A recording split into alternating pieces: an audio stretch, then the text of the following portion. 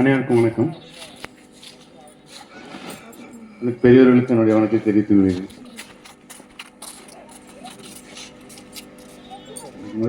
Starting trouble வரும். தமிழ் மாணிக்கம் இந்த அறக்கட்டளை நடத்தி கொண்டிருந்தபோது எனது அடிக்கடி வருவார். நாங்கள் அரசியல் பேசுவோம் மற்றும் தமிழ் மற்ற பேசிக்கிட்டு இருப்போம். நெருங்கிய நண்பர் அவர் ஒரு முறை பேசிக்கொண்டிருக்கும் போது இந்த திட்டத்தை கூறினார். எனக்கு நான் நிறைய கோயிலே கும்பாபிஷேகம் பண்ணியுள்ளேன். 6ஆம் நூற்றாண்டு ராச்சண்ட திருமண சிவன் கோயில் 60 வருஷத்துக்கு பிறகு கும்பாபிஷேகம் நான் தான் பண்ணேன். அடுத்து எங்கள் ஊர் குலதெய்வம் பட்டத்தரிசி அம்மன் கோயில் கும்பாபிஷேகம் பண்ணோம்.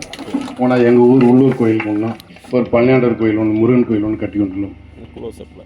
ஆனால் இதிலெல்லாம் எனக்கு அவ்வளோ பெரிய உடன்பாடு கிடையாது. இதெல்லாம் எனக்கு வேறு வழி இல்லாமல் செஞ்சது. ஏன்னா ராச்சண்ட திருமண கோயில் டாக்டர் மாமா அவர்கள் ட்ரஸ்டியாக இருக்கும்போது நீ தான் செய்யணுப்பா அப்படின்னு சொன்னார். வேறு வழி இல்லை.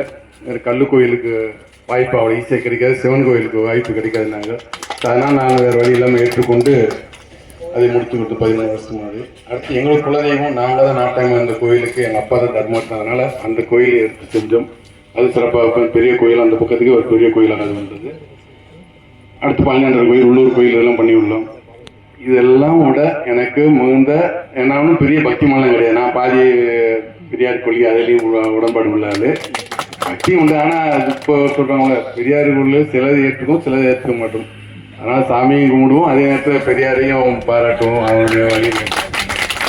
ஸோ அதனால் அதெல்லாம் விட இது சொல்லும்போது எனக்கு சின்ன இப்போ ஸ்கூலில் படிக்கிறது பள்ளிக்கூடத்தை படிக்கிறது தமிழ் மேல் கொஞ்சம் ஆர்வம் உண்டு. திருக்குறள் மேலே முக்கியமாக உண்டு. அப்புறம் இங்கே மணப்பாறைக்கு வந்தது நாவேசியம் அவர்கள் ஒவ்வொரு நிகழ்ச்சியப்போ நம்மளை பிடிச்சி இழுத்துட்டுருவார். அவருக்கு அப்போயே நான் சொல்லுவேன், இது உங்களுக்காக செஞ்சது கிடையாது, திருக்குறளுக்காக வள்ளுவருக்காக செய்கிற இதுன்னு சொல்லி ஒவ்வொரு வருடம் என்னுடைய பங்கை நான் கொடுத்து விடுவேன். என்னால் செய்ய முடியாட்டியும் திருக்குறளுக்காக செய்யவர்களை உற்சாகப்படுத்த வேண்டும், துணை பிடிக்க வேண்டும்ங்கிறதுக்காக அவருக்காக நான் வருடம் ஏதாவது செஞ்சு கொண்டிருப்போம். அதுபோல் இந்த ஒரு நிலைமை வந்தோன்னே நான் எனக்கு ஒரு ஆசை. அதை அவர் சொன்ன மாதிரி ஏன் வள்ளுவருக்கு கோட்டம் கலைஞர் மட்டும் தான் கட்ட முடியுமா, ஏன் நம்ம ஒன்று கட்டுவோமே அப்படின்னு சொல்லிட்டு தான் மனசு வந்தது. அதனால் இது ஒரு நம்ம பண்ண எதையுமே பெருசாக பண்ணி தான் பழக்கம், மெகா பண்ணி தான் பழக்கம், சின்னதாக பண்ணியே பழக்கம் இல்லை. அது எந்த கோயில் இதாக இருந்தாங்க. ஆனால் இதை ஏதோ சும்மா ஒரு சின்ன சிலையாக கட்ட வேண்டும் நினைப்பு இல்லாமல் பெரிய அளவில் பண்ண வேண்டும் என்று ஆர்கிடெக்ட் வச்சு பண்ணுவது லியோ என்பவர்கள் இதற்கு வடிவமைத்து கொடுத்தார். நான் அவரிடம் போன வாரம் கூட சொன்னேன், நான் இது வரைக்கும் இப்போ ஹாஸ்பிட்டல் கட்டுறப்போ கூட மருத்துவமனைக்கெல்லாம் 10 20 டிஸ்கஷன் நடக்கும். இப்போ புதுசாக அடுத்த ஒரு மருத்துவமனை பக்கத்தில் வேலை நடந்தது. அதற்கு கூட நான் ஒரு 10 20 சிட்டிங் உட்கார்ந்து பேசி முடிவு பண்ணி மாற்றம் செஞ்சுதான் அதை ஒத்துக்கொள்வோம். ஆனால் இதை மட்டும் அவர் போட்டு கொடுத்த முதல் இதிலேயே நான் ஒப்புதல் வழங்கினேன், இது ரொம்ப நன்றாக உள்ளது என்று. நான் அந்த அளவுக்கு அது வடிவமைப்பு அமைந்து விட்டது. அது ஒத்தனையும் அவர் ஒரு ஜூனியர் புதுசாக வந்துள்ள ஆர்கிடெக்ட் தான். அவர் இந்த அளவு வடிவமைச்சு எனக்கு முழு திருப்தியாக இருந்தது. ஆனால் அதை முற்றிலும் செயல்படுத்தோம்னா அது போய் நடக்கிற காரியம் கிடையாது. அவ்வளோ பொருட்செலவாகும். அது அவர் சொன்ன மாதிரி கோயிலை கட்டினா கொடுக்க ஆள் நிறையா இருக்காங்க, மற்றதுக்குன்னா கோயில். ஆனால் நான் கோயிலை கட்டினா அதுக்கும் கொடுக்க ஆள் இல்லை. கோயிலை கட்டினா கொடுக்க ஆள் இருக்குது. கலையசண்டாட்டு சொன்னால் அது எங்கள் ஏரியா மக்கள் கோயில் கட்டவும் பணம் தர மாட்டாங்க, வரி பணம் ஒழுங்கு தர மாட்டாங்க.